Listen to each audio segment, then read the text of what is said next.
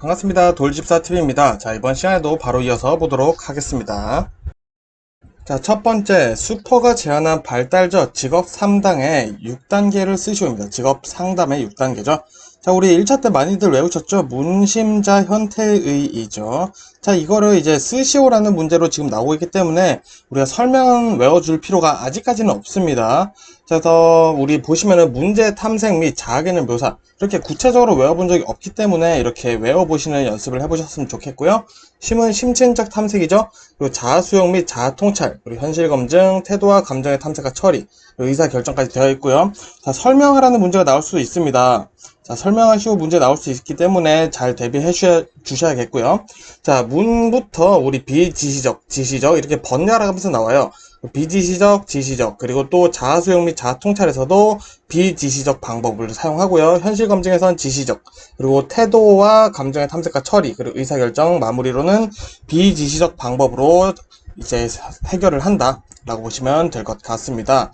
자, 그래서 우리 외워주실 거는, 자, 먼저 문제 탐색 및 자아개념 묘사는 설명 그대로 써주시면 돼요. 자, 이렇게 풀어서 써주시면 되고요. 심층적 탐색도 여기선 진로 탐색의 문제를 설정해준다. 자, 요거 키워드로 써주시면 되고요. 자아수용 및 자아통찰. 자, 요것도 풀어서 써주시면 돼요. 자아수용과 통찰을 얻는다. 요것만 써주셔도 되고요. 현실 검증 같은 경우에서는 요 내용 들어가야 됩니다. 심리검사, 직업정보 등을 통해 수집된 사실적 자료를 탐색하여 현실을 검증한다. 자, 그리고 태도와 감정의 탐색과 처리. 자, 그대로 풀어서 써주시면 되겠고요. 마지막 의사결정을 위한 대안과 행동을 검토한다. 마무리 해주시면 되겠습니다. 그래서 설명하실 때 우리가 썼던 이 단답형을 풀어서 쓰면은 생각보다 왜 이렇게 많이 없습니다.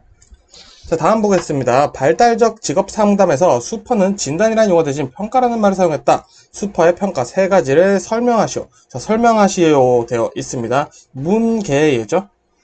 자, 요거는 우리 1차 때 다루지 않았었던 내용이기 때문에 외워주셔야겠죠. 자, 문제의 평가입니다. 그래서 두 가지가 들어가요. 내담자가 겪는 문제의 어려움이나 직업 상담에 대한 내담자의 기대를 평가한다. 두 개 써주시면 되고요. 개인의 평가는 내담자의 심리적, 사회적, 신체적, 심사신 차원에서의 개인의 상태에 대한 분석. 그대로 써주시면 되고요. 자, 예언의 평가는 이 문제의 평가, 개인의 평가 두 개가 합쳐지는 겁니다. 자, 그래서 요거는 지금 이렇게 설명되어 있는데 결국에는 자, 문제 평가와 이제 개인 평가를 통해, 자, 문제 평가와 개인 평가를 통해 라는 말이 요거고요. 직업에서 성공하고 만족할 수 있는지 예측, 예언이 이루어진다 라고 풀어서 써주시면 되겠습니다. 자, 다음 보겠습니다. CMI 검사에서 능력 척도 세 가지를 쓰고 설명하시옵니다. 자, 우리 5개가 나오죠. 그래서 마음에 드신 거 3가지 선택해서 외워주시면 되겠고요. 자, 저 같은 경우는 자직, 목, 개, 문 해서 외웠었습니다. 그래서 자기평가, 자신의 흥미, 성격 등을 명확히 이해하는 능력이고요. 자, 직업 정보, 자신의 관심 분야의 직업 세계에 대한 정보의 획득 및 분석 능력이고요. 목표 선정입니다. 목표 설정이랑 선정이 엄연히 다르기 때문에 꼭 헷갈리지 마시고 목표 선정으로 써주셔야 되고요. 자, 자신의 정보. 자, 우리 자기평가 했죠? 그리고 직업 정보도 있었죠? 그래서 이 자신의 정보와 직업 세계, 직업 정보와 똑같은 말입니다. 직업 정보의 연결을 통한 직업 목표 선정 능력이다. 그리고 계획은 자, 자신의 직업적 목표를 달성하기 위해 이제 계획을 세우겠죠. 그 계획을 잘 세우는지 실제적인 계획 능력을 보는 거고요. 문제 해결은 진로 선택이나 의사결정 과정에서 부딪히는 다양한 문제를 이제 해결하는 능력이다. 간단하게 써주시면 되겠죠. 자, 다음 문제. 진로 성숙도 검사 CMI 중 태도 척도 5가지를 쓰고 설명하시오. 자, 우리의 태도를 보겠다는 거죠. 그래서 이 태도에는 우리가 우리 1차 때 많이 외웠었죠. 결참, 독성타다. 결참, 독성타. 이렇게 외웠었죠. 진로 결정성은 우리가 진로의 방향에 대한 확신의 정도고요. 참여도는 얼마나 능동적으로 우리가 진로 선택 과정에 참여를 하는지 보는 거고요. 독립성은 진로 선택을 독립적으로 할 수 있는지, 중요한 타인이나 부모의 개입이 없이도 진로 선택을 할 수 있는지 보는 거고요. 성향은 진로 결정에 필요한 사전 준비나 이해가 잘 되어 있는지 보는 거죠. 그리고 타협성은 진로 선택 시 욕구와 현실에 타협할 수 있는지 보는 겁니다. 자, 이 태도, 척도, 결참, 독성타는 5가지 쓰고 설명하시고 되어 있으니까 잘 외워주셔야겠죠. 자, 다음 문제. 최저임금제 기대효과 5가지 혹은 3가지, 6가지를 쓰시오. 자, 이렇게 나올 수 있으니 우리 6가지 외워주시는 게 중요하겠죠. 자, 1번부터 보겠습니다. 노동자의 최저 생활을 보장하고 생활 안정을 이룬다. 자, 최저 생활을 보장해서 생활 안정을 이루겠다는 거죠. 자, 두 번째, 노동력의 질적 향상과 고임금의 경제 효과를 얻을 수 있다. 자, 그리고 세 번째, 저임금으로 인한 노사 분규를 예방하여 산업 평화에 도움이 된다. 자, 네 번째, 기업이 적정한 임금을 지급하게 하여 공정한 경쟁과 경영 합리화를 촉진한다.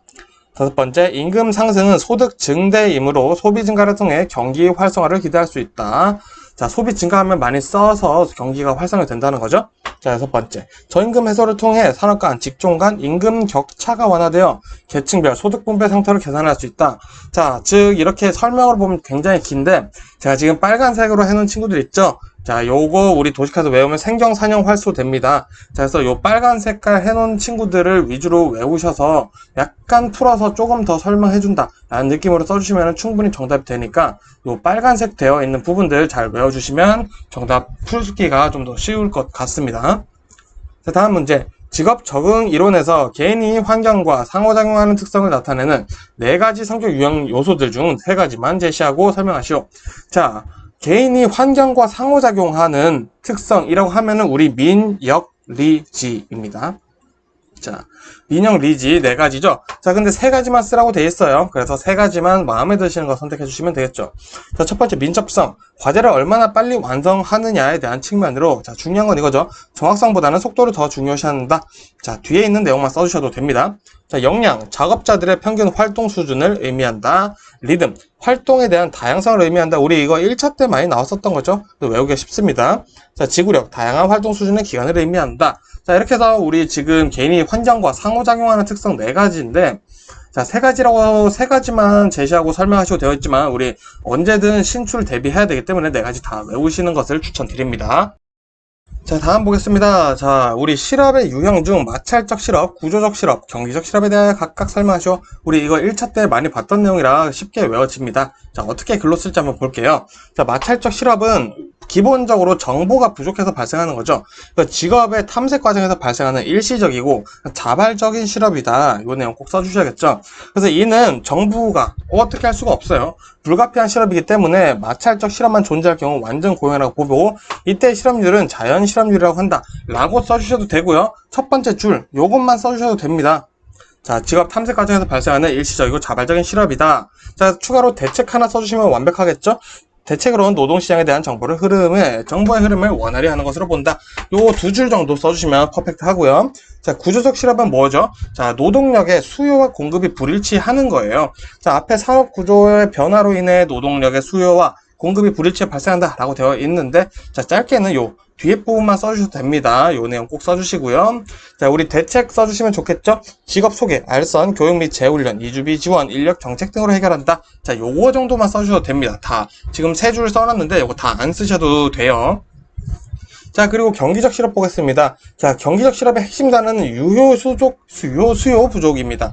자, 유효 수요 부족으로 생산 활동이 위축되며 경기 침체 상태에 발생하는 실업이다. 자, 어떻게 대처하냐? 통화량 증대, 조세 감면, 재정, 금융 정책을 통해 유효 수요를 늘려 해소한다. 자, 그래서 경기적 실업에서 가장 핵심 단어는 뭐다? 유효 수요이다. 요거 가지고 풀어서 쓰는 연습해 보시면 좋을 것 같습니다. 자, 그리고 우리 마찰적 실업 이렇게 봤는데, 이 실업에 관한 다른 문제가 나올 수도 있어요. 자, 비수요 부족 실업에 해당하는 대표적인 실업 3가지를 쓰고 설명하셔도 되어 있습니다. 자, 비수요 부족 실업 우리 1차 때 공부를 했었죠. 먼저 마찰적 실업 있었고요, 구조적 실업 있었고, 하나는 계절적 실업 있었죠. 자, 그래서 우리 아까 마찰적 실업 내용 봤습니다. 직업의 탐색 과정에서 발생하는 일시적이고 자발적인 실업이다. 왜? 정보가 부족해서 노동자들이 나는 충분히 이직할 수 있을 것 같아 하고 알지도 못하면서 나 퇴사합니다 라고 해서 발생한다라는 거죠. 자, 그래서 대체까지 같이 써주시면 되고요. 구조적 실업도 마찬가지. 핵심 뭐였죠? 노동력의 수요와 공급의 불일치로 발생하는 거였죠. 대책은 직업 소개, 알선, 교육 및 재훈련, 이주비 지원, 인력 정책 등으로 해결한다. 자, 다 써주실 필요 없고요. 이 중에 한 2-3개 정도, 뭐 한두 개라도 써주시면 좋겠습니다. 자, 계절적 실업 볼게요. 자, 이거는 계절에 따른 노동 수요 감소죠. 자, 그래서 우리 예를 들어서 농번기 끝나면은 일하시던 분들, 실업자가 되나요? 뭐 그렇다라고 볼 수는 없죠. 그렇지만 노동 수요가 감소해서 발생하는 계절적 실업이다라고 보면 되겠죠. 그래서 계절에 따른 노동 수요 감소로 핵심이죠. 건설, 농업, 관광업 등에서 주로 발생한다. 자, 어떻게 그럼 대처할 거냐? 생산 기술 업그레이드 그리고 공공 근로 사업 등으로 해결하고자 한다. 자, 요 두 가지 정도 대책 써주시면 아주 퍼펙트 하겠죠.